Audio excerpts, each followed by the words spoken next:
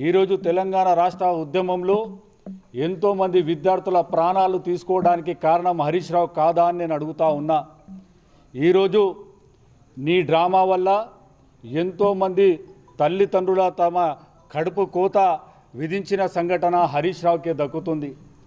ఈరోజు ఈ తెలంగాణ ఉద్యమంలో నువ్వు రెచ్చగొడితే, నువ్వు డ్రామాలు ఆడితే 1200 మంది విద్యార్థుల ఆత్మహత్యలు చేసుకోవడానికి కారణం నువ్వు కాదా అని హరీష్ రావు నేను అడుగుతా ఉన్నా।